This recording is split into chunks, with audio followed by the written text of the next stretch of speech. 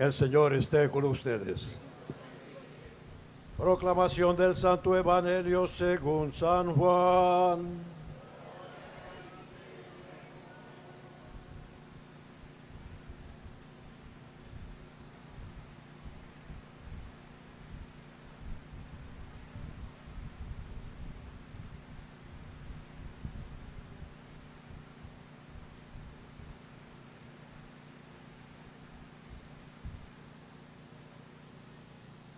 En aquel tiempo Jesús dijo a sus discípulos: aún tengo muchas cosas que decirles, pero todavía no las pueden comprender.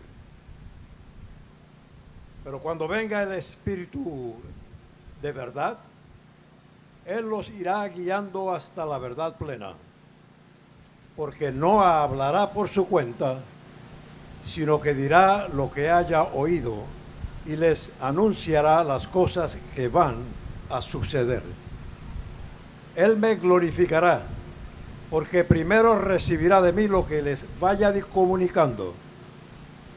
Todo lo que tiene el Padre es mío. Por eso he dicho que tomará de lo mío y se lo comunicará a ustedes. Palabra del Señor. Gloria a ti, Señor Jesús. Vamos con un canto al Espíritu Santo, porque sin el Espíritu Santo no podemos entender las Escrituras. Por eso es que siempre hay que pedir el Espíritu Santo en todo momento, y más cuando se trata de la palabra de Dios, porque Él es el que nos lleva a la verdad plena. Pidamos su presencia. Inclina tu cabeza y abre tus manos de corazón y pide: ven, ven, dulce huésped de las almas, ven, inúndanos, ven, llénanos.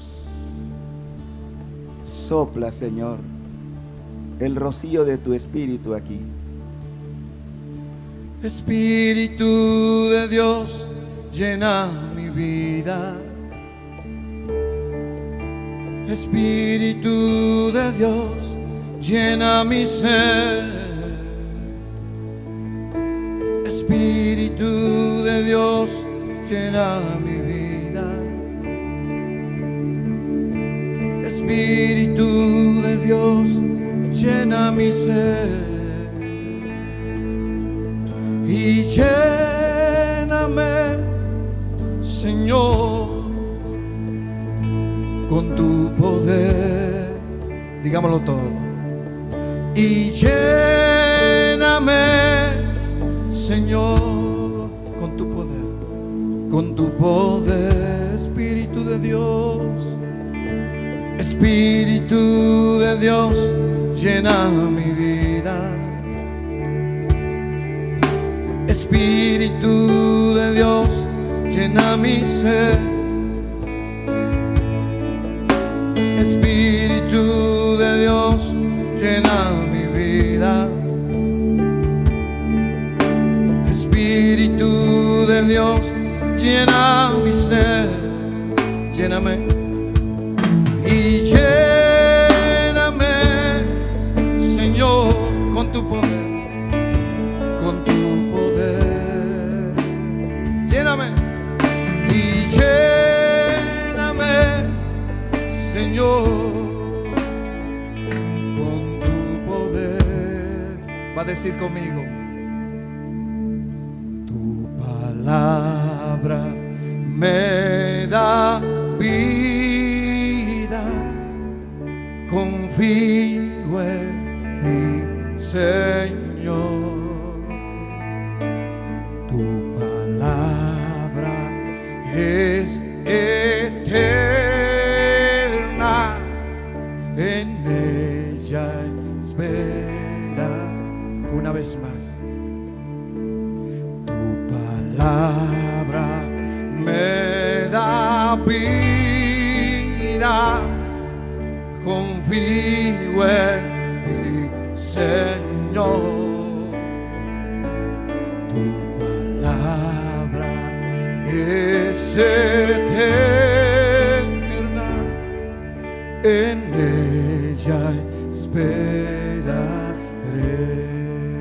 Hagamos juntos esta oración. Oh gran poder de Dios, enciéndenos en tu fuego el amor, oh Espíritu que viene de lo alto.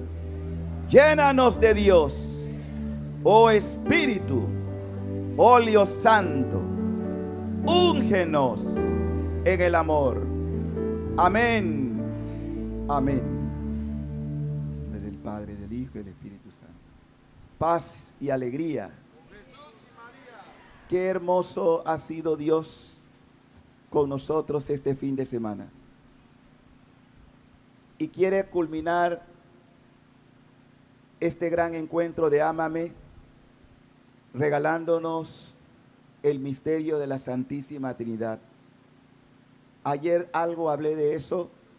Vamos a intentar hablar un poquito más, pero quiero confesarles que todo lo que yo diga y todo lo que los sacerdotes podamos decir no abarca en plenitud la grandeza de nuestro Dios, porque nadie puede tener el pleno conocimiento de Dios en sentido intelectual o racional, porque nos desborda. Dios nos desborda. Pero sí podemos, a través del Espíritu, ir teniendo la oportunidad de enamorarnos del misterio. ¿Y por qué enamorarnos? Porque la esencia de Dios es amor. Dios, su esencia fundamental es amor. Nosotros somos la única religión, los cristianos, la única, de las tres grandes religiones monoteístas que existen. A ver, las dos antes, ¿cuáles son? Los judíos y los islamitas. Nosotros también somos monoteístas con una diferencia, que somos monoteístas pero trinitarios. Eso no lo tienen las otras religiones. ¿Por qué? Porque desde siempre, Dios ha sido Trinidad. No es que no, Dios siempre ha sido Trinidad. La única experiencia que Dios quiso marcar fue por amor a nosotros cuando vino el pecado original. Fue el pecado de nuestros primeros padres. Y es que el verbo, la palabra, como se le suele decir a la segunda persona de la Santísima Trinidad, cuando el hombre cayó en pecado, Dios sintió un profundo dolor, porque Dios no hizo al hombre para que pecara. Dios hizo a nuestros primeros padres santos. Y el deseo de Dios de la santidad, aunque usted no lo crea, es para todos. Porque sin santidad nadie va a ver a Dios. ¿Ustedes de verdad quieren ver a Dios? Díganme, ¿cuánto desean ver a Dios? Tienen que ser santos. Lo dice la Escritura, sin santidad nadie. El problema es que yo no sé, yo creo que mis hermanos sacerdotes coincidiremos en que no se nos exige ni se nos prepara para la santidad. Hablamos de muchas cosas en la iglesia, pero poco se habla de la santidad. Entonces se nos presenta un modelo de santidad inalcanzable. Digan conmigo, los santos no se repiten. Los santos se hacen y tienen su propio código de identidad. No hay santo que se repita. Cuando yo tuve mi experiencia personal con Jesús y quise ser sacerdote, yo quería, como venía una vida muy desordenada, no voy a entrar en detalle ahora porque no hay tiempo, pero muy desordenada, yo aspiré a la santidad. Entonces iba buscando modelos de santidad. Y como era negrito, quería ser como San Martín de Porres. Y Jesús me dijo, no, no se vuelve a repetir un San Martín. Esto lo he contado, quizá algunos lo han escuchado ya, pero para el que no lo he escuchado, porque a mí me marcó. Después quería ser como San Agustín. San Agustín, que se revolcaba en las noches en ese proceso de santidad también, pero su mamá oraba mucho por él. Y él quería estar con una mujer. Así, esa es su historia. Las confesiones de San Agustín. Bueno, ya pueden tener una idea, ¿no? Ay, Dios mío. Entonces el Señor me hizo ver que no se repite un San Agustín. Y después digo, bueno, quizá de pronto como San Francisco de Asís. No se repite un nuevo San Francisco. Pueden haber cosas que de pronto podemos copiar, pero no se repite. Hasta que un día entendí que el Señor, y lo digo como una inspiración que recibí, el Señor me hizo saber, los santos no se repiten, pero quiero un San Teófilo. Y desde entonces me he decidido a ser santo. Y yo sé que lo voy a lograr con la gracia de Dios, porque el problema es la decisión. ¿Qué es lo que pasa con la mayoría de los católicos? La mayoría de los católicos pensamos que los santos tienen que tener cosas extraordinarias, grandes penitencias. No, no es que no se pueda hacer, pero no todos estamos llamados al mismo proceso. Alguno lo va a santificar en un confesionario como el Padre Pío, a otro lo va a santificar en una fuerza misionera como San Francisco Javier, y así cada uno tendrá su propio código de identidad. No se repiten los santos. Lo importante es ser dócil a la voluntad del Espíritu en ti. Esto también yo lo iba aprendiendo con el tiempo. Cada uno tiene una identidad propia, aun la propia familia. En cada hijo hay un código genético único. Habrán paratones que nosotros heredamos de papá o de mamá, pero yo soy único, tú eres único. Y de ahí hay que partir. Si yo soy único e irrepetible, entonces mi santidad también será única. Por eso, modelo de santidad, aquí una laica, de la que hemos hablado, Conchita, no es la única, hay muchos otros santos laicos también. Entonces, hay que tomar en serio la vocación a la santidad. ¿Por qué? Porque es la voluntad de Dios, no del Papa ni del obispo. Es la voluntad de Dios. Dios nos hizo para ser santo, para reproducir su imagen. ¿Y cómo? ¿Cómo voy a reproducir la imagen? La lectura de hoy no podían ser más precisas. Miren, Jesús tenía una pasión por revelarnos los misterios de Dios. Y lo hizo hasta donde pudo, en el sentido de que él sabía que tenía que dar paso al Espíritu Santo. Dice, yo me voy, pero volveré. Si no me voy, no vendrá a ustedes. ¿Quién? El Espíritu Santo. ¿Y quién es este Señor? En Dios no hay categoría de inferior y superior. En Dios los tres tienen la misma honra, gloria y honor. El Padre Creador, el Hijo Redentor y el Espíritu Santo Santificador. Y siempre trabajan en armonía. Por eso es algo muy importante que yo quisiera que ustedes se llevaran de aquí.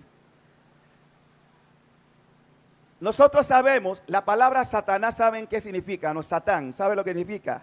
El que divide, el que separa, porque es lo contrario al amor. Ese es Satanás. Por eso, donde hay división, está actuando el demonio. Lo contrario al misterio trinitario. En la Trinidad todo es armonía, todo es perfección. Ayer lo escuchábamos en el testimonio.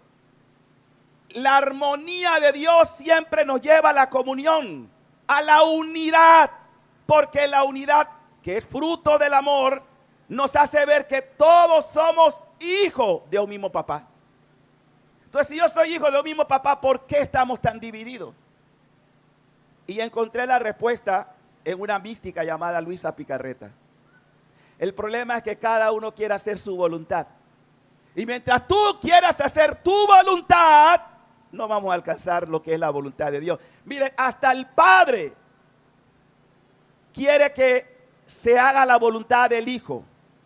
El Padre, cuando Jesús, los dos momentos cumbre de la revelación que tuvieron en el Jordán y en el Tabor. Este es mi Hijo.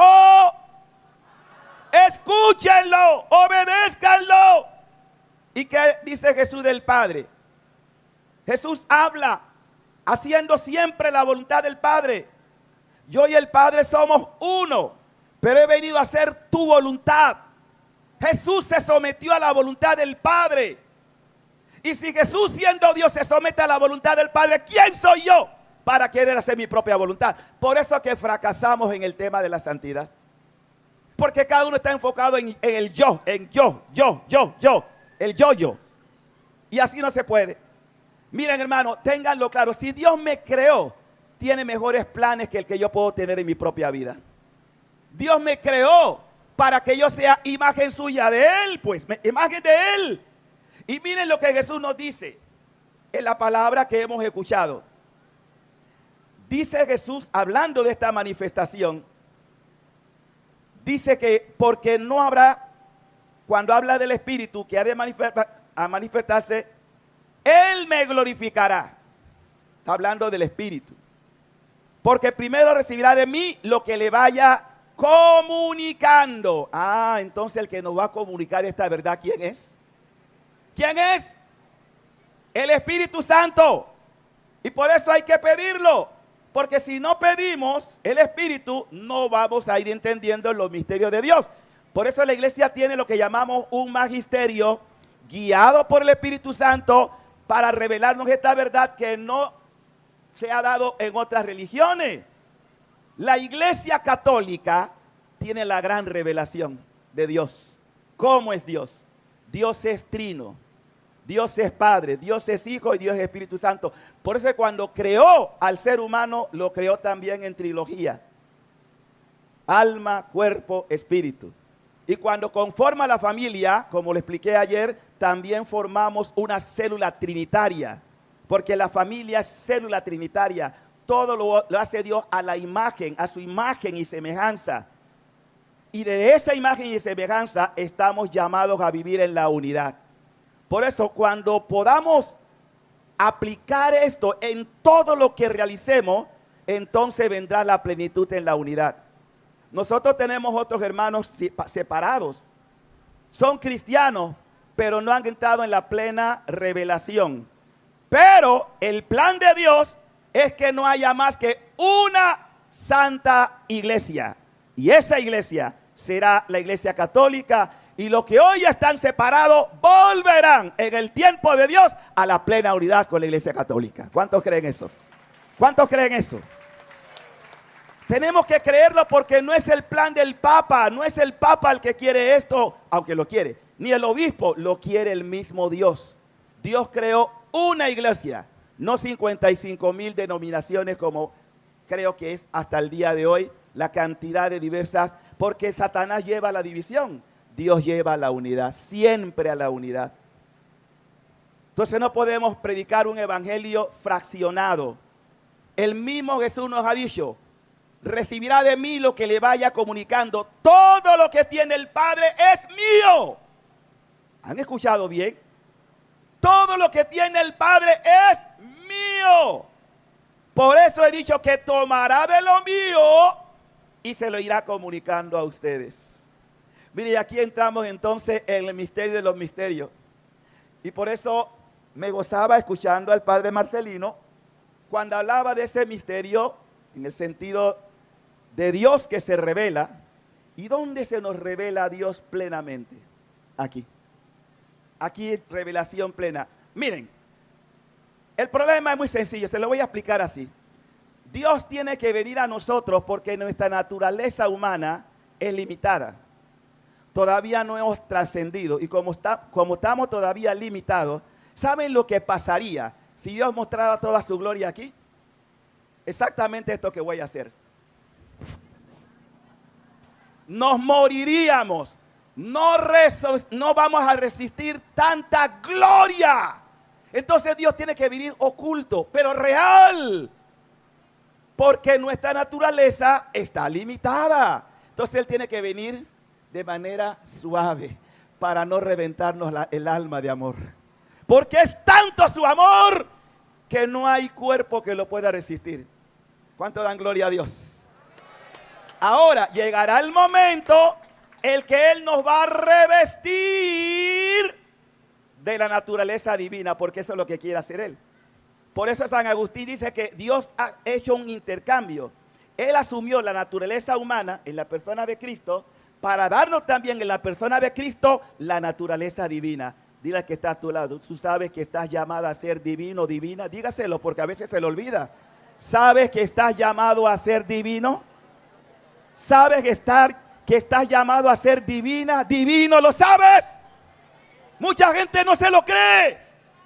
Y si yo voy a ser divino, es decir, que Cristo va a venir a habitar en mí, voy a ser presencia de Dios uno y trino. ¿Qué les parece? Ustedes no tienen sangre, no han sentido. Escuche bien, Dios uno y trino. Jesús ayer, por eso el evangelio de Juan es clave, porque Juan subió a altas alturas de la contemplación. Es un evangelio que se diferencia de los otros tres evangelistas, porque bebió del corazón eucarístico de Jesús. Fue el primer discípulo que estuvo al pie de la cruz y pudo entender a la luz del Espíritu el misterio. Para Juan, toda la vida de Cristo es vida eucarística. Como también quiere que nosotros lo entendamos, hemos nacido para ser almas eucarísticas, es decir, presencia real y viva de Jesús en nosotros. ¿Ven? Por eso Satanás, que ve y entiende esto, dice: pero ¿cómo tú puedes amar a estas criaturas tan pecadoras? Él no entiende que Dios no quiere la muerte del pecador. Por eso la gloria de Dios se da en la medida que tú y yo tomamos conciencia del llamado que nos hace, y yo puedo decirle: Abba, papito lindo, ven a habitar en mí. Esa es la complacencia del Padre. Eso es lo que le hace sentir realmente el esplendor de su gloria. Por eso Jesús se manifiesta su gloria a los discípulos. Y hoy el evangelio nos lo está diciendo: tomará de lo mío. Todo lo que tiene el Padre es mío. ¿Qué tiene Jesús? ¿Qué hizo Jesús? El Verbo se hizo y habitó. ¿Con qué propósito? Él no tenía necesidad. ¿Por qué? Para levantar la dignidad humana a la categoría de Dios. Para eso se humanizó Jesús. Para hacerte a ti y a mí divinos. Eso quiere el Señor. Y le duele cuando nosotros no somos capaces de, a la luz del Espíritu, ir. Yo no digo que lo comprendo plenamente, no. Porque aún en el cielo seguiremos viendo mayores glorias. Esto no se acaba. De gloria en gloria te veo, ¿verdad, Señor? Te contemplo. Dios no tiene límite. Luis habla de los excesos de Dios. Todo lo que Dios hace, lo hace de forma excesiva, porque Dios no tiene límite. Y como Él no tiene límite, Él quiere que también nosotros en nuestro amor seamos ilimitados. Ahora, humanamente, hay cosas que nos parecen imposibles para ti, pero no para Dios. Y cuando Dios quiere algo, como para Él no cuenta el tiempo, no importa cuántos siglos puedan, para Dios, dice San Pedro, 1000 años es como un día. Como para que podamos entender, Dios no tiene ni pasado ni tiene futuro, todo en Dios es presente. Y Él ya tiene establecido un día en que tú vas a ser presencia viva de Él. Y se va a glorificar el Señor en tu vida. Por eso la Eucaristía es el medio para esa glorificación. ¿Cuántos dicen amén? La pregunta es: ¿te interesa este proyecto de Dios? Ese es el plan de Dios. Si te preguntan, ¿qué quiere Dios de ti? Quiere tu divinización. Quieres que seas divino. Como Él se hizo hombre para darnos entonces su divinidad en la persona de Cristo. Por eso el que come y bebe el cuerpo y la sangre de Cristo, ¿qué tiene? ¿A dónde lo llamó Dios? A la eternidad. Me llamó a ser inmortal. Aunque yo muera, sé que este cuerpo va a ser glorificado. Y entonces podré tener las mismas facultades que tenía Jesús, que podía aparecerse en medio de los discípulos, aunque las puertas estuvieran cerradas, porque no hay límite para el alma que vive en la divinidad. Eso es lo que Dios quiere contigo. No hay límite. Así quiere Dios. Por eso los santos son aquellos que de alguna manera creyeron en esto y se esforzaron. ¿Cómo se esforzaron? Abrazando siempre las adversidades y la cruz, sometiéndose al querer de Dios, no al mío. Cuando tú buscas tu voluntad, no vas a entender. Pero cuando tú renuncias a tu voluntad para hacer la voluntad de Dios, entonces empezó la escuela de la santidad en ti. Dios quiere que aprendamos a decir, no solamente de palabra, sino con el corazón, hágase tu voluntad en mí, Señor. Esa escuela de la voluntad empieza en el mismo Jesús, el Verbo encarnado. He aquí, Padre, que vengo a hacer tu voluntad. Pero después continúa en la madre, en la Virgen. Ella no entendía. No piensen que la Virgen sabía todo lo que iba a pasar. No pretendamos entender todas las cosas de Dios de golpe, no. Porque no podríamos hacerlo. Sin embargo, Dios quiere que como María yo diga, aunque no entiendo tu plan, fiat, hágase. Me abandono a tu voluntad. María le creyó a Dios. El problema en muchos de nosotros es la incredulidad. Nos cuesta creer en la obra de Dios en nosotros. Nos cuesta creer que yo estoy llamado a ser divino. Y este es lo que nosotros hoy, la iglesia, al celebrar el misterio de la Santísima Trinidad, nos quiere hacer conscientes de que esto no es un hecho aislado solamente en Dios. Dios nos hizo a nosotros. Por eso el salmo que también hoy se ha leído, salmo precioso, Señor dueño nuestro, qué admirable es tu nombre en toda la tierra. ¿Cómo nos hizo? Inferior a los ángeles y nos coronó. ¿De qué nos coronó? De gloria y majestad. ¿Se han puesto a pensar en esas palabras del salmista? Nos hizo inferior a los ángeles y nos coronó de gloria y majestad. Ni siquiera los ángeles tienen la ventaja que tenemos nosotros. ¿Cuál es la ventaja? Se la pongo muy sencilla. Los ángeles saben lo que pasa cuando tú comulgas, porque ellos pueden ver a Dios. Ellos sí pueden ver a Dios. Nosotros no podemos, al menos que sea una gracia que Dios conceda. ¿Y saben qué pasa cuando tú comulgas? Hasta tu ángel de la guarda ve a ti, en ti la presencia de Dios, y se postra delante de ti para adorar al Dios que ve en ti, en adoración. Eso hace tu ángel de la guarda cada vez que ustedes comulgan. Ustedes no se enteran, no tienen idea. Nos hiciste inferior a los ángeles y nos coronaste ¿de qué? Gloria y majestad. Miren lo grande que somos para Dios. Por eso a Dios le duele cuando un alma se aísla de esta verdad y se condena. Lo que escuchábamos en el testimonio de Antonio. Las almas piensan que van bien, van subiendo, pero van al precipicio porque no se han abierto a la voluntad de Dios. Qué hermoso cuando el alma le dice a Dios, hágase tu voluntad, Señor.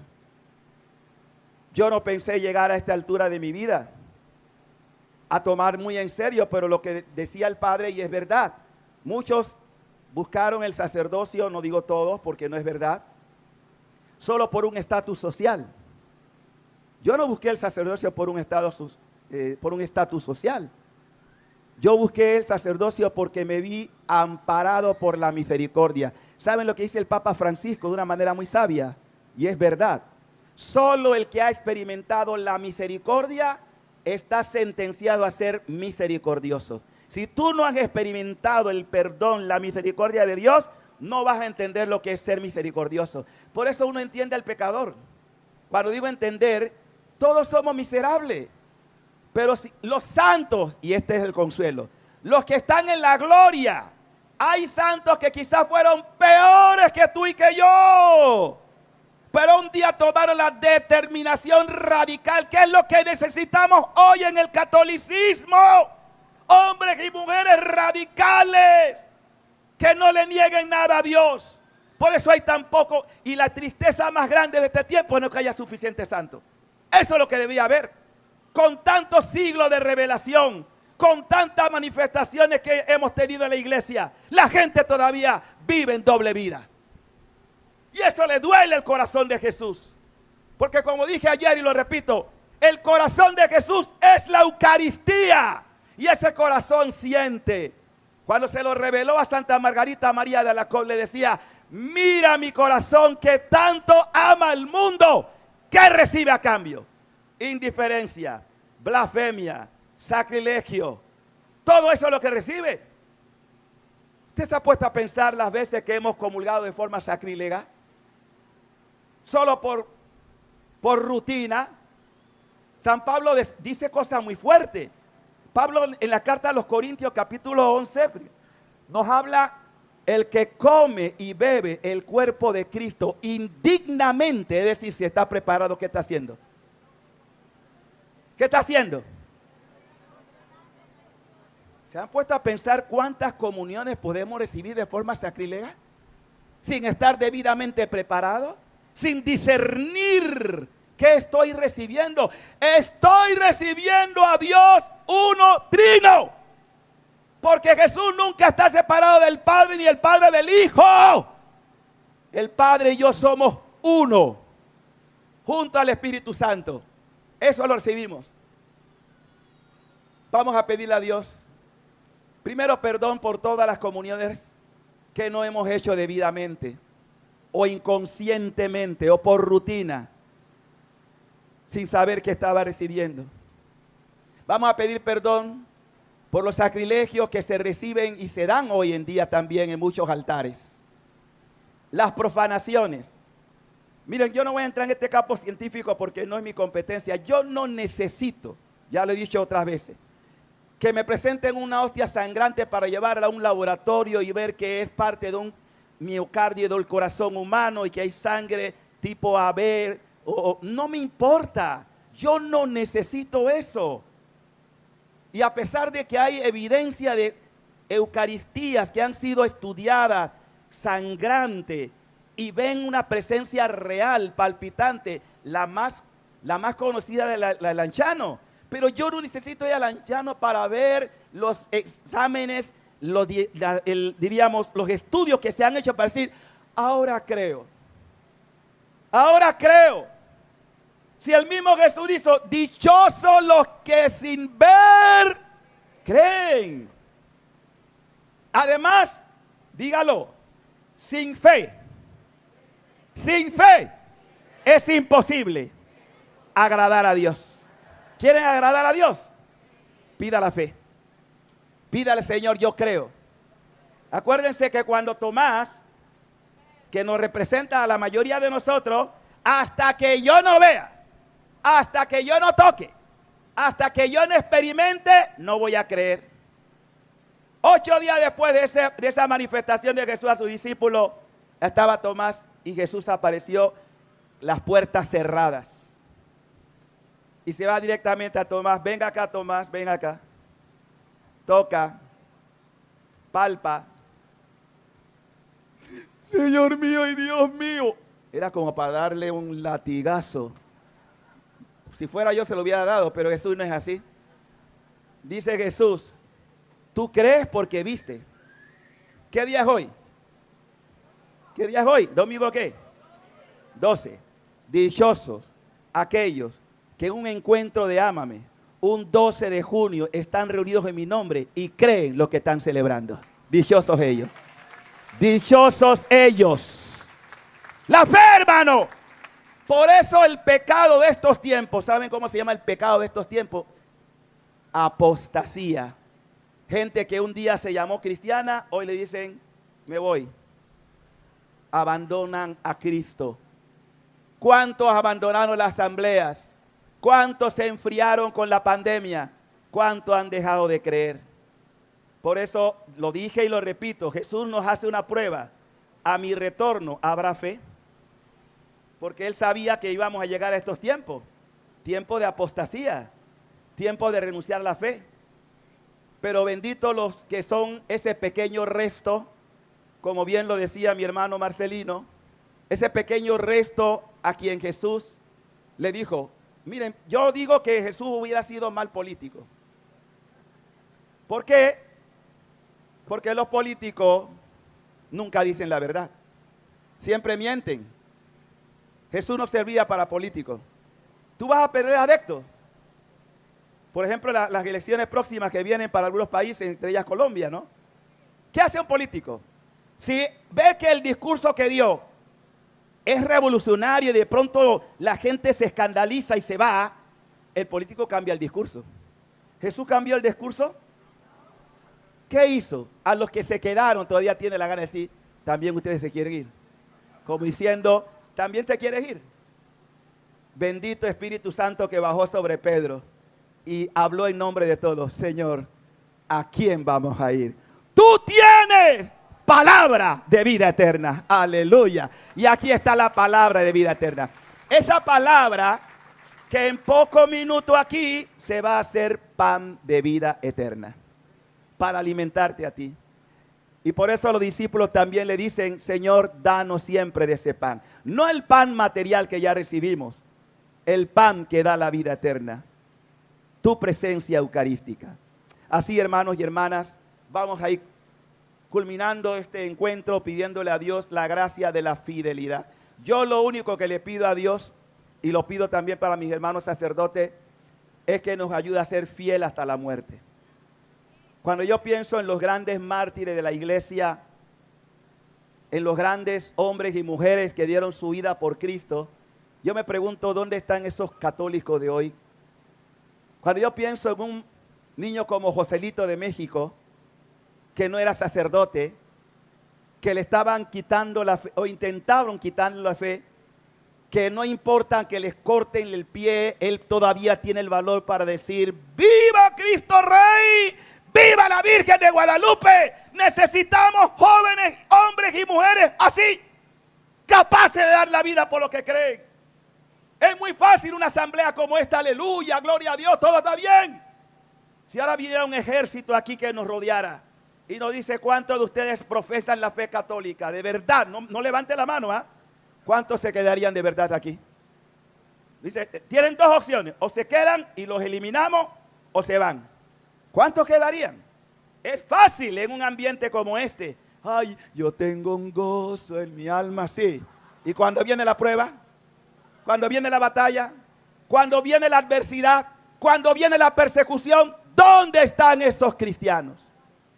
¿Dónde están esos católicos? Recuerden que el martirio tiene dos formas. Puede ser cruento, no todos van a tener el martirio cruento. Pero el martirio, como también lo dijo el Padre, los han hecho, todos hemos coincidido en muchas cosas. El martirio del día a día. El martirio de soportar ese esposo, esa esposa, esos hijos. Es un martirio. Pero un martirio oferente, no un martirio que yo maldigo, no. Señor, y lo decía claramente también la lectura que escuchamos anteriormente, ¿no? O sea que esta prueba, todos nosotros, el que quiera ser cristiano, diga conmigo, hijo mío, si te decides servir a Dios, prepárate para la prueba. Dígaselo que está a su lado, que a veces se le olvida. Si te decides servir a Dios, prepárate para la prueba. Miren, termino advirtiéndole. Cada vez que hay encuentros como estos, donde la gloria de Dios se ha manifestado, Satanás está allá afuera así. Deja que salga de allí. Deja que salga de allí. Deja que salga de allí. Ya tiene algo preparado. Pero en fe, el que está contigo es más grande que el infierno eterno. Más grande que todos los demonios. Es más grande. Por eso que no te meta miedo. Que no te acobardes. El que está contigo es más poderoso. Eso no quiere decir que no vamos a tener pruebas. Jesús nunca nos dijo que no íbamos a tener pruebas. La prueba es parte donde se forja el hombre y la mujer de Dios. Es parte. Por eso pidamos fidelidad. Vamos a esta manera a concluir haciendo nuestra profesión de fe y pidiendo esta gracia de la fortaleza a través del Espíritu Santo.